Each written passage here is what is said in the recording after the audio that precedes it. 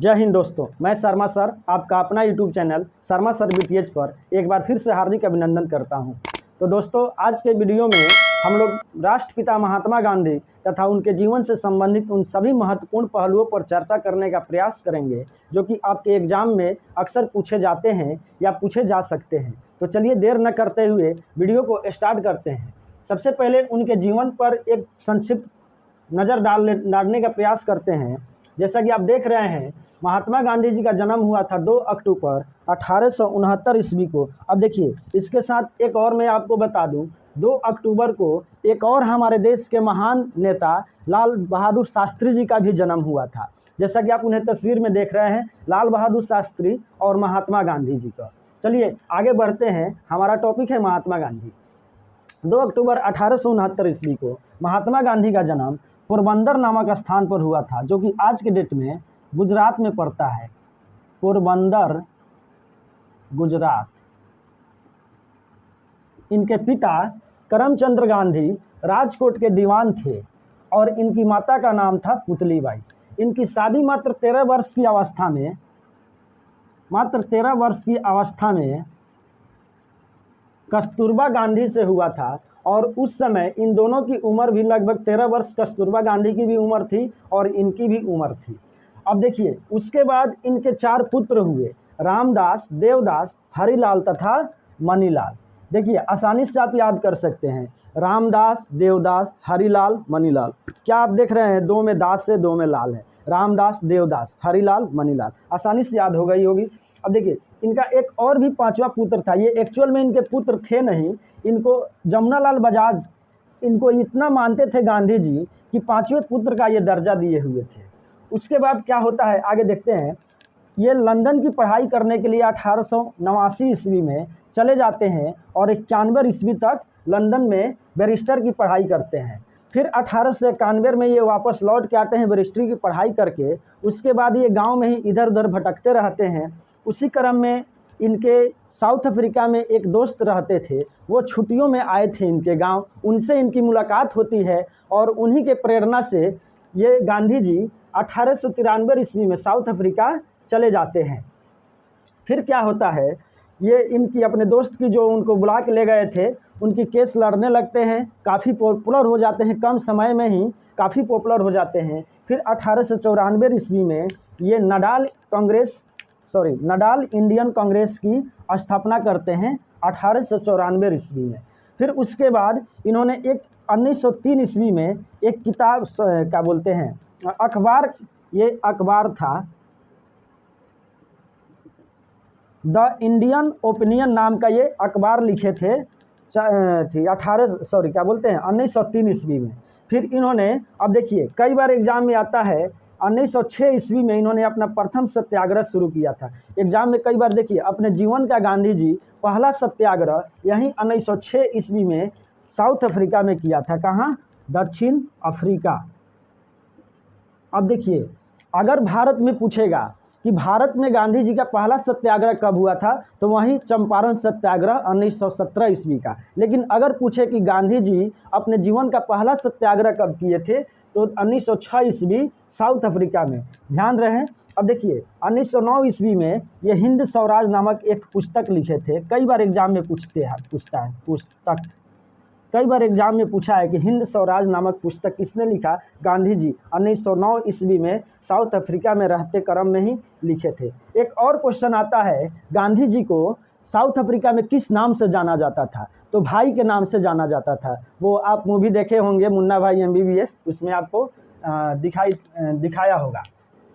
चलिए आगे देखते हैं। साउथ अफ्रीका में ही इनको अपना पहला गुरु मिले गोपाल कृष्ण गोखले के रूप में। गोपाल कृष्ण गोखले जी को इन्होंने अपना गुरु माना। और देखिए, इसके साथ मैं एक और बात बता दूं, गांधी जी के तो गुरु थे, राजनीतिक गुरु थे गोपाल कृष्ण गोखले। अगर पूछ दे आपसे कभी एग्जाम में कि गोपाल कृष्ण गोखले के गुरु कौन थे, फिर देखिए, एक मैं आपको ट्रिक बताता हूँ, दम गोगा, याद रखेंगे, दम गोगा। इससे क्या तात्पर्य होता है? 10 दयानंद सरस्वती, दयानंद सरस्वती म से आप याद रखेंगे एमजी रनाडे, एमजी रनाडे। गो से याद कर रखेंगे आप गोखले, वहीं गोपाल कृष्ण गोखले। और गा से याद रखेंगे आप गांधी जी। तो देखिए कैसे, देखिए गांधी जी के गुरु कौन थे? गोपाल कृष्ण गोखले। गोपाल कृष्ण के गुरु कौन थे? एमजी रनाडे। और एमजी रनाडे के गुरु कौन थे? दयानंद सरस्वती। ये आप याद रखेंगे। देखिए आगे बढ़ते हैं। गोपाल कृष्ण गोखले इनके गुरु हुए। अब जब ये 1909 ईस्वी में भारत आने का मन बना लिया, तब गोपाल कृष्ण गोखले जी से इन्होंने कहा कि गुरुजी हमको भारत जाना है, हमें समाज सेवा करना है। और उस समय भारत में क्या बोलते थे, अंग्रेज़ों का बहुत वर्चस्व बढ़ गया था, अंग्रेज़ बहुत अत्याचार कर रहे थे। तो इनको ऐसा लगा कि हमें कहीं ना कहीं समाज सेवा करना चाहिए, देश के लिए कुछ हमें करना चाहिए। उसी क्रम में गोखले जी इनको एक सलाह दिए कि भाई ठीक है, तुम जा रहे हो भारत, तो एक काम करो, सबसे पहले तुम भारत के राजनीति के बारे में तो तुम जानते नहीं हो उतना, भारत के लोगों के बारे में सबसे पहले क्या करो कि एक किताब उन्होंने बताया, रस्किन के द्वारा लिखी गई एक किताब थी, गोखले जी ने बताया और कहा कि तुम सबसे पहले पढ़ लो, फिर मेरे पास आओ। रस्किन के किताब उन्होंने पढ़ा और फिर गए गांधी जी गोखले के पास, बोले कि गुरुजी हमने पढ़ लिया। तो गोखले बोले क्या सीखा? तो हमने सीखा भूख हड़ताल कैसे किया जाता है। अपनी बात को मनवाने के लिए किसी से सबसे पहला हथियार क्या चाहिए? भूख हड़ताल। तो क्वेश्चन आता है कि गांधी जी को भूख हड़ताल की प्रेरणा कहाँ से मिली? तो रस्किन द्वारा लिखी गई पुस्तक से इनको भूख हड़ताल की प्रेरणा मिली। फिर दूसरी किताब इन्होंने गुरुजी बताए गोखले जी कि तुम जा कर के एक और आदमी का किताब पढ़ो, टॉल्स्टॉय का, लियो टॉल्स्टॉय, वहीं जो वार एंड पीस के राइटर थे। तो देखिए टॉल्स्टॉय के किताब इन्होंने पढ़ा, उनसे इनको प्रेरणा मिली आंदोलन की। अगर कोई बात ना माने तो सबसे पहले भूख हड़ताल करो, भूख हड़ताल से भी अगर कोई बात ना माने तो तुम आंदोलन पे बैठ जाओ। अब देखिए इन दोनों में ही अहिंसा दिखाई देती है, झलकती है। आप गौर से देखेंगे तो गांधी जी का सबसे बड़ा हथियार था सत्य और अहिंसा। और अगर कोई बात नहीं मानता था तो सबसे पहले भूख हड़ताल पे बैठ जाओ, भूख हड़ताल से भी कोई नहीं मानता था तो आंदोलन करो।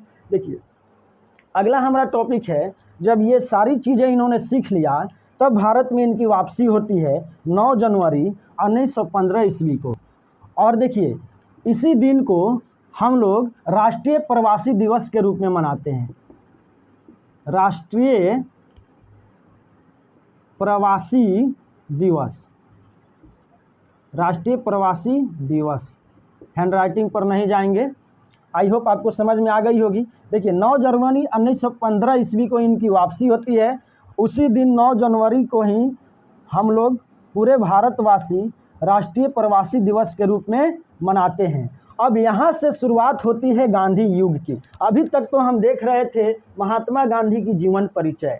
अब यहाँ से जब 1915 में इनकी वापसी होती है, उसके बाद गांधी युग की शुरुआत होती है। कब तक? 1947 ईस्वी तक, यानी कि अर्थात 1915 ईस्वी से लेकर के 47 ईस्वी तक भारत में इनके द्वारा जितने भी घटनाक्रम घटित हुए उन सभी को गांधी युग के बारे में हम लोग जानते हैं, किताबों में पढ़ते हैं। अब हमारा अगला टॉपिक है गांधी युग। अब देखिए यहीं से शुरुआत होता है गांधी युग का। जैसा कि 9 जनवरी 1915 ईस्वी को गांधी जी भारत वापस आते हैं और उससे पहले इनके जो गुरु थे गोपाल कृष्ण गोखले, वे इनको समझाते हैं कि देखो भाई भारत तो जा रहा है, लेकिन जाते जाते अपना गतिविधि शुरू मत कर देना, पहले 1-2 साल वहाँ पे रह के वहाँ के वातावरण को समझना, देखना, परखना, फिर अपना गतिविधि शुरू करना। तो वो अपने गुरु के बात मानते हुए ये सबसे पहले देखिए 1915 ईस्वी में आए थे, लेकिन इन्होंने अपना आंदोलन शुरू कब किया था? 1917 में चंपारण सत्याग्रह से। आगे बढ़ते हुए देखते हैं 1916 ईस्वी में ये एक साबरमती नामक आश्रम की स्थापना करते हैं।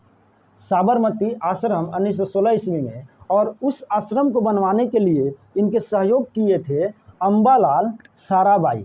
अम्बालाल साराभाई कई बार एग्जाम में आता है कि गांधी जी द्वारा साबरमती आश्रम जो बनवाया गया था उसमें सहयोग किसने किया था? फाइनेंशियल सहयोग की थी अम्बालाल साराभाई। आगे बढ़ते हैं। इसी क्रम में 1916 ईस्वी में यह लखनऊ अधिवेशन में पहली बार ये भाग लिए, लखनऊ अधिवेशन में पहली बार भाग लिए। ये लखनऊ अधिवेशन कांग्रेस का 32वां अधिवेशन था।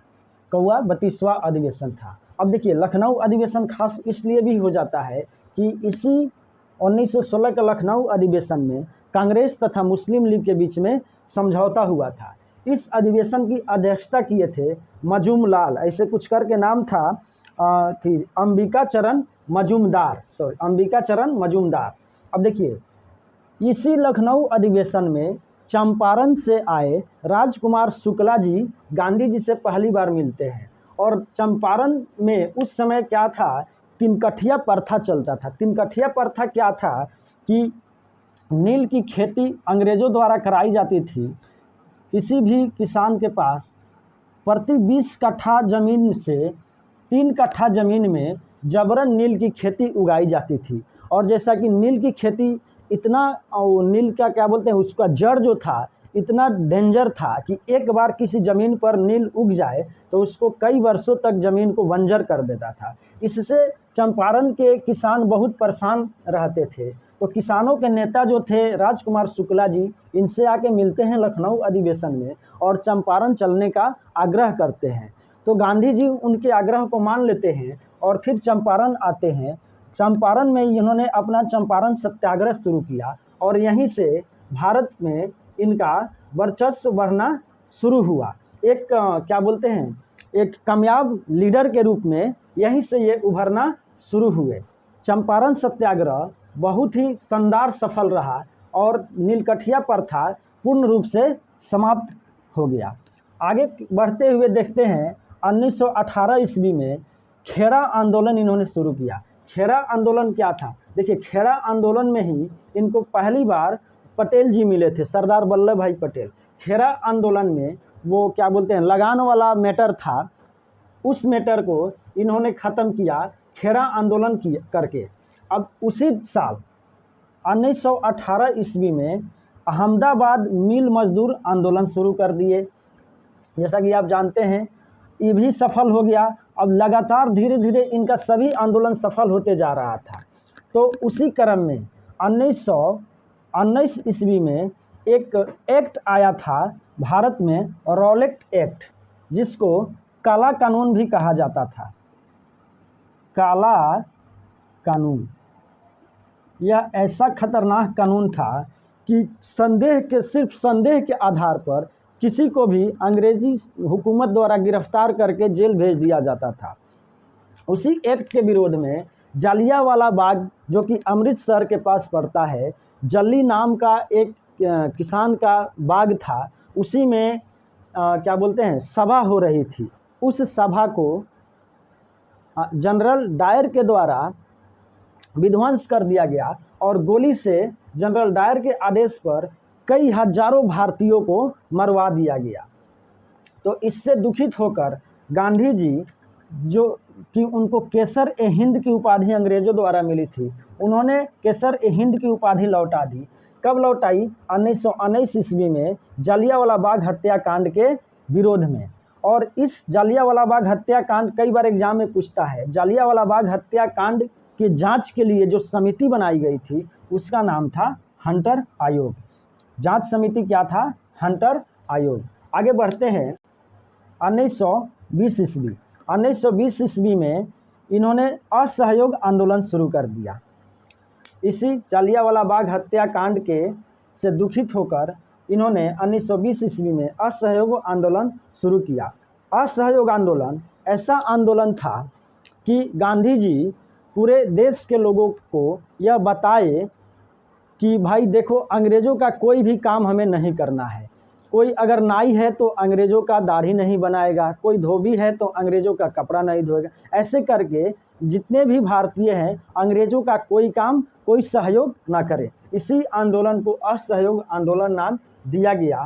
और यह आंदोलन इतना उग्र हो गया कि देखिए चौरी चौरा जगह है एक, गुजरात क्या बोलते हैं, उत्तर प्रदेश गोरखपुर के पास एक चौरी चौरा नामक जगह है।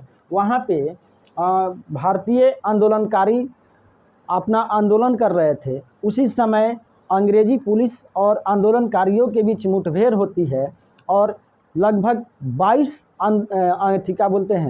22 अंग्रेजी सिपाहियों को जला दिया गया थाने में बंद करके आंदोलनकारियों के द्वारा चौरी चौरा नामक जगह पर। उसी कांड को चौरी चौरा के कांड से जानते हैं और ये घटना हुआ था 13 फरवरी। इस घटना के उपरांत गांधी जी को 10 मार्च को अंग्रेज़ों द्वारा गिरफ्तार कर लिया जाता है। गिरफ्तार करने के उपरांत गांधी जी की तबीयत कुछ बिगड़ने लगी थी तो बाद में इनको छोड़ दिया गया। जब ये छूट के आए जेल से तो 2-3 साल तक एकदम शांत रहे। फिर 1924 ईस्वी में ये बेलगांव के अधिवेशन में तुरंत भाग ले लिए और बेलगांव अधिवेशन के ये पहली बार अध्यक्ष बने।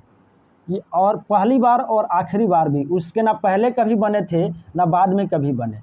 प्रथम अध्यक्ष लिख देते हैं। कभी अगर एग्जाम में पूछे कि गांधी जी किस अधिवेशन में किस अधिवेशन के अध्यक्षता किए थे तो 1924 ईस्वी के बेलगांव अधिवेशन। फिर आगे बढ़ते हैं। देखिए 1924 ईस्वी के बेलगांव अधिवेशन में ये भाग लेते हैं और 6 साल तक, उस समय भारत में बहुत बड़ी महामारी आई हुई थी।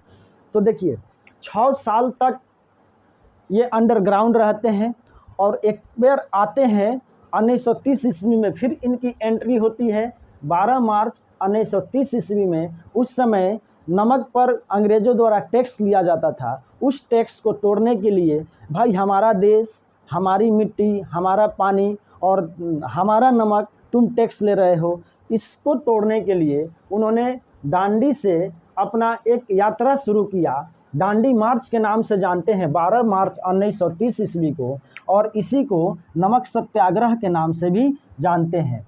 मात्र 78 लोगों के सहयोग से ये यात्रा शुरू किए और जाते जाते लगभग 20,000 की संख्या में लोग इनसे जुट गए।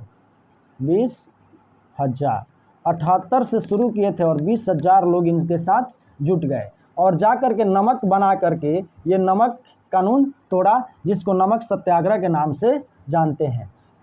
अब देखिए ये 12 मार्च को शुरू किए थे यात्रा करना और पहुँचे कब? 5 अप्रैल को ये वहाँ पे पहुँचे। उसके बाद जस्ट एक दिन बाद 6 मार्च 1930 ईस्वी को सविनय अवज्ञा आंदोलन इन्होंने शुरू कर दिया। अब देखिए सविनय अवज्ञा आंदोलन क्या था? जब ये नमक सत्याग्रह शुरू किए थे, अंग्रेजी हुकूमत इनको रोक रहा था कि भाई तुम क्यों कर रहे हो, तो उसी के विरोध में इन्होंने तुरंत 6 मार्च 1930 ईस्वी को सविनय अवज्ञा आंदोलन इन्होंने शुरू किया। उस समय क्या था, अंग्रेजी वायसराय लॉर्ड इरविन था। कौन था? इरविन। और ब्रिटिश पीएम उस समय था मैकडोनाल्ड।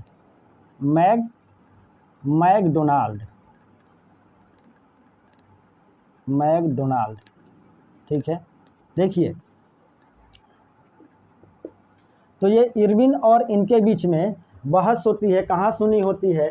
सविनय अवज्ञा आंदोलन रोकने के लिए इरविन बहुत कोशिश करता है, ये नहीं रुकते हैं। फिर ये इरविन फ़ोन करता है अपने क्या बोलते हैं ब्रिटिश प्राइम मिनिस्टर को। वहाँ से ये मैकडोनाल्ड कहता है कि भाई जल्दी से जल्दी गांधी जी को भेजो लंदन में, हम उनसे बात करेंगे कि आखिर उनकी मांग क्या थी। उनकी कुछ मांगे थी, तो इसी आंदोलन को दबाने के लिए मैकडोनाल्ड ने इरविन पर दबाव डाला कि भाई तू जल्दी से जल्दी गांधी जी को भेज और मैं उनसे बात करता हूँ।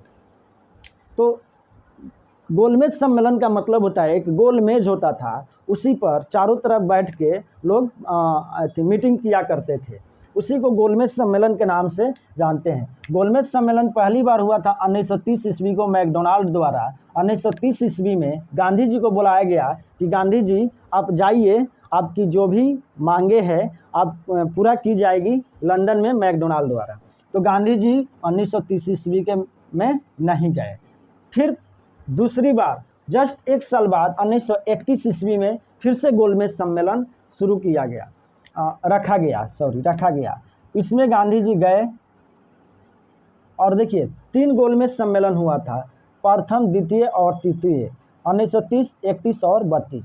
गांधी जी दूसरा में नहीं, पहला में नहीं गए थे, तीसरा में नहीं गए थे, मात्र दूसरा में गांधी जी ने भाग लिया था। कई बार एग्जाम में आता है कि गांधी जी किस गोलमेज सम्मेलन में भाग लिया था, तो सिर्फ दूसरा गोलमेज सम्मेलन 1931 में। लेकिन एक और यहाँ पे क्वेश्चन आता है कि कौन सा भारतीय नेता तीनों गोलमेज सम्मेलन में भाग लिए थे, तो अंबेडकर जी जो थे ये तीनों में भाग लिए थे, प्रथम में, द्वितीय में और तृतीय में भी। उसके बाद क्या होता है, पूना पैक्ट 24 सितंबर 1932 ईस्वी को यरवदा के सेंट्रल जेल में अंबेडकर जी और गांधी जी के बीच में होता था। वो हरिजन समाज को लेकर के कुछ इशू था, उसी के संबंध में पूना पैक्ट गांधी जी और अंबेडकर के बीच हुआ था। गांधी और अंबेडकर, गांधी वर्सेस अंबेडकर। ठीक है, अब आगे देखते हैं। फिर इनके जीवन का अगला सत्याग्रह होता है व्यक्तिगत सत्याग्रह। 17 अक्टूबर 1940 ईस्वी को व्यक्तिगत सत्याग्रह हुआ था पवनार के महाराष्ट्र में। इसमें प्रथम सत्याग्रही थे विनोबा भावे, दूसरे सत्याग्रही पंडित नेहरू और तीसरे सत्याग्रही ब्रह्मादत्त। ठीक है, अब आगे देखते हैं। फिर 1942 ईस्वी में इनके जीवन का अंतिम आंदोलन 1942 ईस्वी का ही था, जो कि भारत छोड़ो आंदोलन के नाम से जानते हैं। इसी आंदोलन को करो या मरो के नाम से भी जानते हैं। अब देखिए, ये आंदोलन इतना कारगर हुआ, इतना उग्र हुआ कि अंग्रेज़ों का कमर तोड़ दिया। इसी में इन्होंने पहली बार नारा दिया था करो या मरो। इस आंदोलन को दबाने के लिए अंग्रेज़ों द्वारा ऑपरेशन जीरो आवर स्टार्ट किया गया और अंततः गांधी जी को 9 अगस्त 1942 ईस्वी को गिरफ्तार कर लिया गया। फिर बाद में कैबिनेट मिशन आता है और कैबिनेट मिशन के तहत हमें आज़ादी मिलती है और 30 जनवरी 1948 ईस्वी को गांधी जी की मृत्यु हो जाती है। तो दोस्तों, ये था गांधी जी के जीवन से रिलेटेड महत्वपूर्ण पहलू जिस पर हम चर्चा किए। आई होप आपको समझ में आई होगी, और फिर भी यदि आपको डाउट है तो कमेंट बॉक्स में हमें ज़रूर बताएं। हमें आपके कमेंट का इंतज़ार रहेगा। अगर अभी तक आप इस चैनल पर नए हैं तो प्लीज़ चैनल को सब्सक्राइब करें, वीडियो को लाइक करें और अपने दोस्तों में ज़्यादा से ज़्यादा शेयर करें। और एक बात और, हम लोग मैथ का जो सेशन चला रहे थे वो कंटिन्यू चलता रहेगा। मिलते हैं अगले वीडियो में, तब तक के लिए जय हिंद।